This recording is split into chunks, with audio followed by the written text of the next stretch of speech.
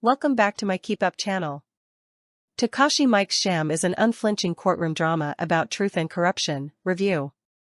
There are plenty of directors who masterfully tackle diverse genres and types of films, but few can compare to Takashi Miike, who literally has more than 100 films to his name and hasn't shown any signs of slowing down. Miike is sometimes reduced to an excessive, sensationalist filmmaker who gleefully pushes boundaries. This is certainly true to some extent, but Miike has also directed his share of more intimate character-driven dramas that don't feel the need to drench the screen in blood or other fluids. Miike's fearlessness can create a numbness to these extremes where the audience takes these spectacles for granted. For a director where nothing is off limits, the most impressive thing is sometimes to show restraint and rein things in. Sham is an emotional uppercut that is hardly Miike's most normal movie. However, it uses the everyday horrors that hide in plain sight to remind the audience that the real world can be just as frightening as any deranged serial killer, bloodthirsty serial killer, or rabid monster. In fact, it can be so much worse. Based on a harrowing true story that was chronicled in Masumi Fukuda's 2007 book Fabrication, The Truth About the Murder Teacher in Fukuoka, Sham unpacks a situation that's simultaneously simple and infinitely complex. A teacher, Seiichi Yabushita, Goyano, is accused of bullying one of his students to the point of suicide, only for it to later come to light that these accusations may or may not be credible, regardless of any damage that's already been done to Yabushita's reputation and career. This is rewarding material for Miike to dig into, especially due to the way in which this information is presented to the audience. Sham begins with sequences of intense violence between Yabushita and his students before anyone understands whether these events are credible. At this point, this first impression has already conditioned the audience to feel a certain way about Yabushita that's comparable to the general public's toxic view of him. It's a particularly brilliant, subconscious touch that strengthens the emotions behind this story.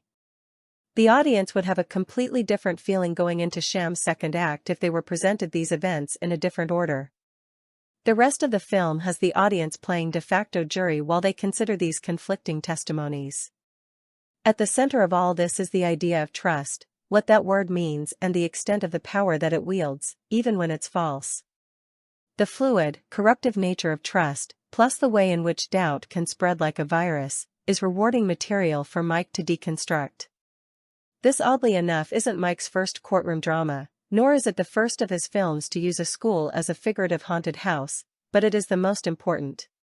Taint is a word that's repeatedly used in Sham, often in reference to the afflicted Takuto, Kira Miura, and the potential prejudice that Yabushita holds against him. These are feelings that turn trust into an increasingly slippery and unreliable concept.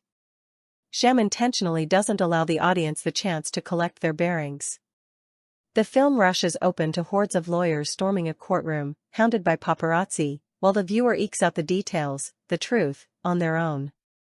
The way in which Miike presents this story repeatedly proves to be one of Sham's greatest assets, along with its blunt brutality.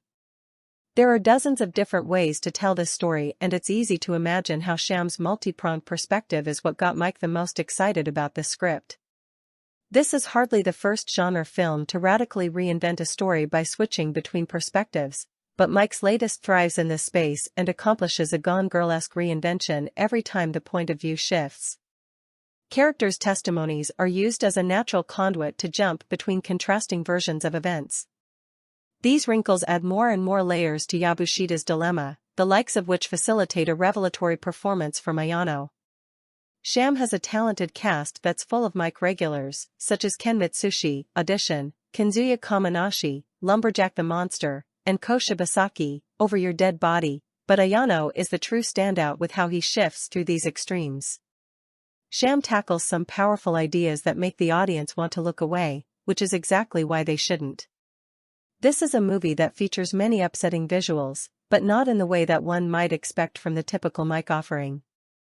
This film isn't rich in brutalized bodies, but the psychological and emotional abuse of helpless children is a whole other form of evil.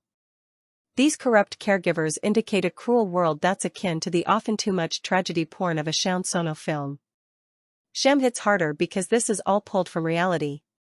The film's central conflict is important, not just for Yabushita and Takuto, but also with how it approaches cycles of pain and if they can be broken or are destined to be further perpetuated. This culminates in a beautiful, haunting finale that's one of Miike's most powerful endings in years. Sham is cruel, unflinching filmmaking that allows Takashi Miike to flex a rare set of muscles that brings out raw, angry work.